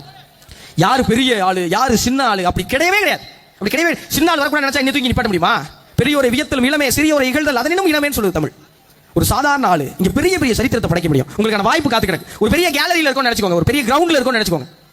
10 பேர் தான் ஓட முடியும், 10,000 பேர் கைதட்ட முடியும். நீங்க ஓட போறீங்களா, கைதட்ட போறீங்களா? முடிவு யாரு கையில? முடிவு பார்க்க மலைப்பா இருக்கும். என்ன பெருசு பெருசா சொல்றீங்க, பெரிய ஸ்டார் ஆயிடலாங்கிற, ஐஏஎஸ் ஆயிடலாங்கிற, ஜனாதிபதி ஆயிடலாங்கிற, சீஃப் மினிஸ்டர் ஆயிடலாங்கிற, தளபதி ஆயிடலாங்கிற, எப்படி இதெல்லாம் சாத்தியம்? மைலோன்னு ஒரு ட்ரிங்க் இருக்கு தெரியுமா? சென்னையில எல்லாம் மிட்நைட்ல போய் குடிக்கிறாங்க பைத்தியக்காரங்க. மைலோன்னு ஒரு ட்ரிங்க் தெரியுமா? சரி, பூஸ்ட் ஹார்லிக்ஸ் மாதிரி அது பேர் மைலோ, ஓகேவா? இந்த மைலோங்கிறது யாருன்னா கிரேக்க வீரன் ஒருத்தருடைய பேர். இந்த கிரேக்க வீரன் என்ன பண்ணுவாரா, எரும மாடு பாத்திருக்கீங்களா? எரும மாடு. இந்த எரும மாட்டை தூக்கி தோல்ல வச்சுக்கிட்டு அந்த நாட்டை சுத்தி ஓடுவாராம். காலையில டெய்லி பிராக்டிஸ் பண்ணுவாராம். எரும மாட்டை தூக்கி தோல்ல வச்சு ஓட முடியுமா? அவன் எவ்வளவு பெரிய எரும மாடா இருப்பேன் அப்படின்னு உங்களுக்கு தோணலாம். ஆனா அது சாத்தியம்ங்கிறாரு மைலோ. எப்படி சொல்றாரு? அது எப்படி சாத்தியப்பட்டுச்சு? மைலோ சொல்றாரு, நான் இந்த எரும மாடு எங்க வீட்டுல கண்ணுக்குட்டியா பிறந்துச்சு. எப்படி பிறந்துச்சு? கண்ணுக்குட்டியா பிறந்துச்சு. கண்ணுக்குட்டியை தோல்ல தூக்கி வச்சு ஓடுறது ஈஸியா கஷ்டமா? கஷ்டம் தானே. நான் அந்த கண்ணுக்குட்டியை தோல்ல தூக்கி வச்சு ஓட ஆரம்பிச்சேன். அதான் 2 மணி நேரம். 2 மணி நேரம் கண்ணுக்குட்டி தானே. கண்ணுக்குட்டியை தூக்கி வச்சு ஓடுறது கஷ்டம் தான், ஆனா சாத்தியம். கரெக்டா? It's possible. 2 மணி நேரத்துல மனசை கட்டுப்படுத்தி பண்றது கஷ்டம் தான், ஆனா சாத்தியம். கரெக்டா? இப்ப மைலோ பண்ணது என்ன தெரியுமா? தினைக்கும் பண்ணார். என்ன பண்ணாரு? தினைக்கும் பண்ணார். கண்ணுக்குட்டி தினைக்கு என்ன ஆகும்? கொஞ்சம் கொஞ்சமா வளரும். கண்ணுக்குட்டி கொஞ்சம் கொஞ்சமா வளரும். 2 வருஷம், 3 வருஷம், 4 வருஷம், 5 வருஷத்துல கண்ணுக்குட்டி எரும மாடா மாறிடுச்சு. ஆனா மைலோக்கு எரும மாடு இன்னும் என்னதான்? கண்ணுக்குட்டி தான். லவ் டுடேல வர கண்ணுக்குட்டி இல்ல, உங்கள் கனவுகளை நினைவாக்குற கண்ணுக்குட்டி. இன்னைக்கு இந்த 2 மணி நேரத்தை தினந்தோறும் பண்ணீங்கன்னு வைங்க. எப்படி பண்ணீங்கன்னா, தினந்தோறும் பண்ணீங்கன்னு வைங்க, ஒரு நாள் நீங்களும் எரும மாட்டை தூக்கிட்டு ஓடுவீங்க. இந்த உலகம் உங்களை பார்த்து வியந்து நிற்கும். அலெக்சாண்டர் உலகத்தெல்லாம் ஜெயிச்சுட்டு வந்துருந்தாராம். உங்க நாட்டில் இருக்க மக்கள் எல்லாம் அப்படியே படை 2 பெருங்கூட்டம் வந்தாங்களாம். வந்த மக்கள் எல்லாம் தன்னை தான் பார்க்க போறாங்கன்னு அலெக்சாண்டர் ரொம்ப பெருமிதத்தோட இருந்தாராம். ஆனா மக்கள் பூரா அவரை கிராஸ் பண்ணி போயிருக்காங்க. இவருக்கு ஒரே ஆச்சரியம், என்னடா அது, நம்ம தான் போய் ஊர் உலகத்தெல்லாம் ஜெயிச்சுட்டு வரோம், இவங்க நம்மளை பார்க்காம கிராஸ் பண்ணி போயிட்டு இருக்காங்க அப்படின்னு அவருக்கு ஒரு டவுட். அப்ப கூப்பிட்டு கேட்டேன், எங்கேயா போயிட்டு இருக்கீங்க அப்படின்னா, இல்ல ஒரு பெரிய அறிஞர் வந்திருக்காரு, அவர் பார்க்க போறோம் அப்படின்னு. இவருக்கு வயிற்றுச்சல் ஆகி போச்சு. ஏன்னா நான் போய் போர் செஞ்சு உலகத்தை பூரா ஜெயிச்சு வந்துட்டு இருக்கேன், போய் நேரம் சாமியார்ட்ட போயிட்டார், சட்டை பிடிச்சிட்டு இருக்காரு. இங்க நான் தான் இந்த ஊரோட ராஜா, இந்த ஊர்ல நான் தான் இவங்களை பூரா வாழ வச்சுட்டு இருக்கேன், நீங்க காசு பணம்லாம் கொடுத்து கரெக்ட் பண்ணி வச்சிருக்கேன், ஆனா என்ன பார்க்க வராம உன்னைய பார்க்க வராங்க என்னையா? அவர் சொன்னாரா, நீ உலகம் பூரா போய் மண்ணை ஜெயிச்ச, நான் என்னைய ஜெயிச்சேன். எப்படி? நீ இந்த உலகம் பூரா போய் மண்ணை ஜெயிச்ச, நான் என்னைய ஜெயிச்சிட்டேன்டா. இந்த மனசு ஒன்று பிடிச்சி இழுக்கும் நம்மள, அப்படியே மனசு என்னை ஒருபோதும் பிடிச்சி இழுக்கவே முடியாது. நான் எங்கிட்ட இழுக்கிறோம் அங்கிட்ட மனசு வரும்னார். அதனால மக்கள் பூரா அவர் அறிஞர்னு சொன்னாங்க, போய் பார்த்தாங்க. நீங்க செய்ய வேண்டியதான் தம்பி, உங்க 2 மணி நேரம் அதை கண்ணுக்குட்டியை தோல்ல தூக்குற மாதிரி தினந்தோறும் தூக்குங்க. எல்லோரும் அழைச்சு பார்ப்பாங்க, Muthukumaran Bigg pass title winner ஆயிட்டாரா? எனக்கு இன்னும் கண்ணுக்குட்டியா தான் தெரியும். ஏன்னா நான் வச்சிருக்கிற எரும மாடு ரொம்ப ரொம்ப பெருசு. நான் வச்சிருக்கிற எரும மாடு ரொம்ப ரொம்ப பெருசு. உங்க கண்ணுக்குட்டியை இன்னையில இருந்து தூக்க ஆரம்பிங்க. இன்னும் ஒரே ஒரு முக்கியமான விஷயம் இருக்கு.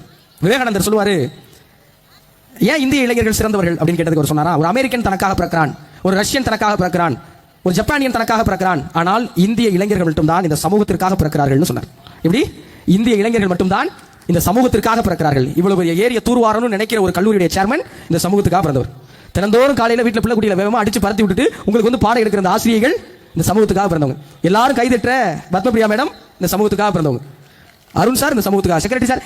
இந்த மாதிரி நீங்க எல்லாம் பெரிய ஆளா வந்து இந்த சமூகத்துக்கு கை கொடுக்க வேண்டிய தேவை இருக்கு. என்ன இருக்கு? உலகத்திலே அதிகமான மக்கள் தொகை கொண்ட நாடு எது? எது? பெருமையா சொல்லுங்க. உலகத்திலே அதிகமான மக்கள் தொகை கொண்ட நாடு எது?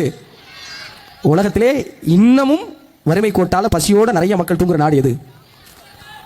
அவனை பூரா கைப்பிடிச்சு தூக்க வேண்டிய கடமையும் பொறுப்பு உங்களுக்கு இருக்கு. கவிக்கு அப்துல் ரஹ்மான் சொல்லுவாரு, மனிதனாய் பிறந்த ஒவ்வொருவரும் சாவதற்குள் மனிதனாக மாறுவதற்கான அவகாசம் தான் வாழ்க்கைன்னு சொல்றாரு. எப்படி? மனிதனாக உருவெடுத்த நம்ம எல்லாருமே சாகிறதுக்குள்ள மனுஷனா மாறுறதுக்கான அவகாசம் தான் வாழ்க்கையா. சாகிறதுக்குள்ள இந்த சமூகத்திற்கு ஏதேனும் செஞ்சு, மனுஷனுக்கான ஆயுட்காலம் என்ன நினைக்கிறீங்க? 60, 70, 80, இன்னைக்கு 40 வயசுல நெஞ்சு வலி வந்து நிறைய இருக்கு, அவங்களை விட்டுருவோம். நான் சொல்றேன் தம்பி, மனிதர்களுக்கு ஆயுட்காலமே கிடையாது. மனிதர்களுக்கு என்ன கிடையாது?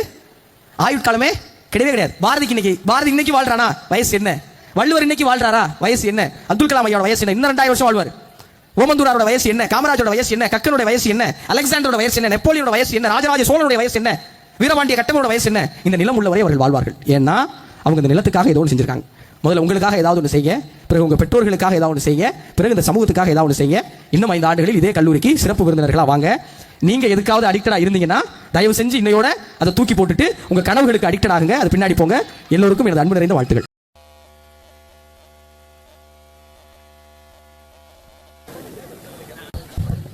மூன்றாம் உலகப் போர் நீரால் தான் நடைபெறும். லவ் பண்ணுங்க தம்பி, லவ் பண்ணுங்க. உங்களுக்கு வகுப்பெடுக்க மாட்டேன்.